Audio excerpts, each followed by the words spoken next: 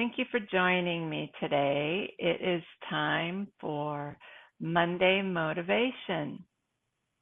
Today we're talking about cultivating emotional boundaries. And we're doing this to help us to build our our self advocacy, and it also helps protect our peace and well-being, and that's the whole reason. So I don't know if you've thought about boundaries. I never had until, I don't know, maybe 2 years ago when I started to understand what it meant and how I could help myself. So setting clear boundaries empowers you to advocate for yourself and prioritize your well-being.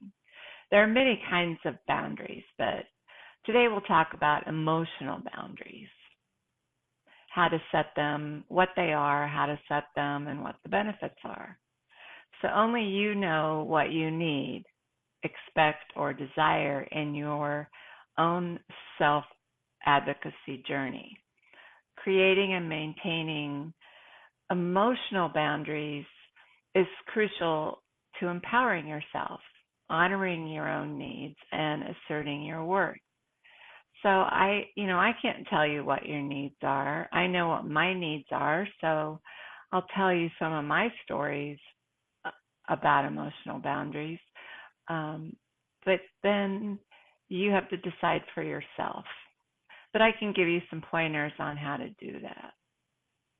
But I do know from my own experience that emotional boundaries are a powerful tool that allows you to advocate for yourself effectively, communicate your needs clearly, and establish healthy relationships built on mutual respect.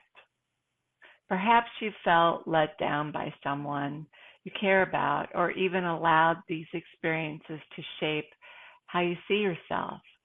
I know I've heard from many of you who've talked about people who walked away from you. Maybe they ghosted you when you were diagnosed with breast cancer. There could be many reasons for that. But it's natural to feel disappointed or let down when someone we care about doesn't show up for us when we need them. But it's also important to remember that their behavior is a reflection of them, not of you. You cannot control others' behaviors, but you can control your reaction to them. Relationships are a two-way street, so you can control your next steps if one is not giving back to you or has disappointed you. So that's where boundaries come in. Circumstances like this may warrant establishing an emotional boundary. As a survivor of breast cancer, boundaries are essential to protect your internal world from your external world.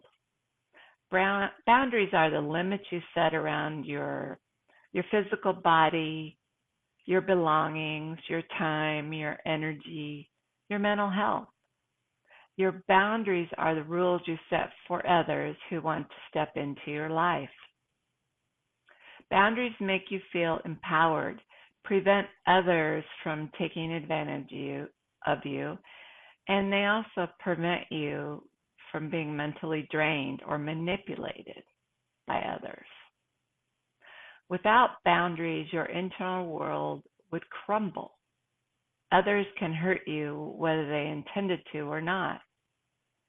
Not having boundaries tends to make you lose yourself in other people's expectations. Or the opposite, you just lose yourself in something you're passionate about without regard of anyone else. So those are two extremes. But healthy and consistent boundaries, on the other hand, increase your self-esteem and aid in lowering stress levels. You can start by identifying the areas of your life where you should set emotional boundaries. Today, we will discuss these types of barriers and establishing boundaries and how they empower you to say no without guilt. Have you ever encountered someone who consistently agrees, even at their own expense? Maybe there's someone who, you know, wants to avoid any sort of conflict in their life. So their immediate response is to agree with everything. But this immediate acquiescence could indicate a lack of solid boundaries. It's crucial to understand that expressing disagreement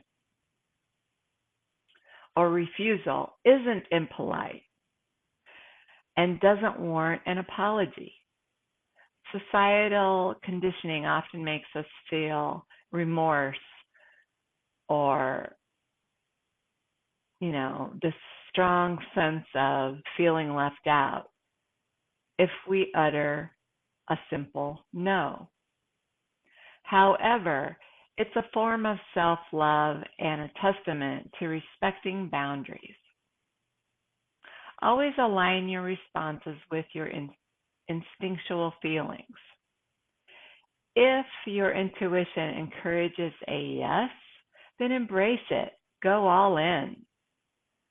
Conversely, if you feel in your gut, your heart, no, it should be the answer, then respect your feelings and confidently express your refusal. Here are some strategies to help you say no to others and feel fine about it. It shouldn't leave you feeling icky or negative. Replace the word no with, I'll get back to you with an answer later. Or practice saying no by role playing in the mirror so that you're ready for it the next time it happens. Pause before you answer a question. When your gut feeling is no, but you're uncomfortable with it, you might not use appropriate communication. You might jump out with a no, or it might, it just might not come across the way you intended. So be clear and concise without explanation when you do say no. No, I can't go because. You don't have to give a reason why it doesn't work for you. Avoid offering an alternative. Just say no. When I see this often, people will say no, but then they'll offer another option. I don't want that, but I want this. Well, that's not what they asked you. They asked you for something that you want to say no to, and that's okay. Also, ensure that your body language aligns with the message you are conveying. Maybe your words are saying no, but your body is not comfortable with that, so you're twitching or moving around. Maintain eye contact to show that you're engaged and interested in the person or the conversation. It also helps to build trust and connection. There are lots of other things we can do to manage our own body language, but those are a couple that come to mind. Just remember that your body language is a skill that can be improved with practice. So if you need some more tips on how to handle that, I'm happy to help. There is an intersection of emotional boundaries and self-advocacy. So let's talk about that. When you set emotional boundaries, you advocate for your own well being and wellness and self respect. You assert your values, your priorities, your limits by clearly defining what is acceptable and unacceptable in your interactions with others. Emotional boundaries help you protect your emotional health, and it helps you to communicate to others how you expect to be treated. So, how do emotional boundaries support self advocacy? Well, the first one is self empowerment. Establishing emotional boundaries empowers you to control your narrative and to advocate for what you truly need in order to heal or to thrive. The result is increased self esteem and self respect. So, self empowerment is an excellent benefit. The second one is clarity in communication. And what I mean by that is when you're setting boundaries, it allows you to clearly communicate your needs and your expectations or your desires. It helps you create greater emotional resilience, making advocating for yourself in various situations easier. I know this one is very clear for me. um, Emotional resilience is something I did not have until I learned to do better. And now I don't have any problem saying no. No, thank you. That's not for me. Number three is respect for yourself. By honoring your emotional boundaries, you demonstrate self respect, and that helps you demand respect from others, fostering a culture of advocacy and empowerment. The result then is reduced stress and anxiety. And also, healthy relationships is another benefit. When you have strong emotional boundaries, you can cultivate healthy, balanced relationships based on mutual understanding and respect for each other's needs. So, how do you create emotional boundaries so that you can protect your self advocacy? First of all, we need to identify our triggers and our limits. Understand what situations or behaviors trigger negative emotions in you, and then set your limits accordingly. Then you can determine how to limit your exposure to those triggers. You can create barriers to prevent negative emotions if negative people or situations trigger you. Watching the news can often be quite negative, so I avoid it. Social media can also be negative, so I avoid following people that trigger me or create negative emotions. I like to follow people and groups where I can learn things and be a happier person and find joy instead of negativity. The second one, the second benefit is, or way to build, I shouldn't say benefit, I meant the second way to create emotional barriers is to communicate assertively.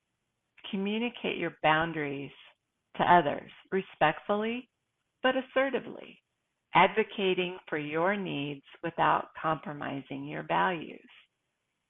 This conversation can be delicate and can be hard sometimes, but it is possible to communicate respectfully and assert your boundaries without leaving the other person feeling lost or feeling bad. Third is to practice self-care. When you do this, you prioritize self-care practices that support your emotional needs, your well-being. And when you do that, then you're reinforcing your boundaries and self-advocacy efforts. So taking care of yourself helps your emotional well-being, and that helps you put barriers in place. Because, for example, if you know you want a 30-minute walk every single day, but then someone invites you out for coffee, well, you're probably going to just, okay, give up your walk to meet the other person's need. But you can say, no, that doesn't work for me.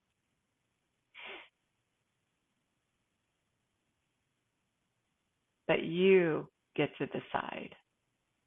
The fourth one is to seek support.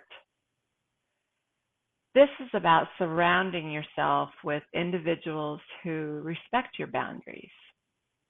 You seek guidance from those people, from mentors or professionals if needed. I have tarnished relationships that were toxic to my emotional well-being. So now I surround myself with positive people who support me and I support them. It's mutual. It's a mutual respect. So by embracing the power of emotional boundaries as a tool for self-advocacy, you can navigate life's challenges with confidence and assertiveness. Remember that advocating for yourself is not selfish, but it's a necessary step toward honoring your needs to live authentically and to heal after you've been through a traumatic event like breast cancer. Also, I wanted to let you know I do have a worksheet to help you define your needs for emotional barriers. So I'm happy to send that out to you if you would like to do your own analysis of figuring out your own emotional barrier needs. But what I want to do is encourage you today is to start setting clear emotional boundaries. If you have some angst or difficulty in your life, empower yourself to advocate for yourself. Cultivate those positive relationships that uplift you and support you on your wellness journey. That's what I have for you today. Let me know if you'd like the worksheet, but I'm cheering you on. Have a great Monday. Goodbye.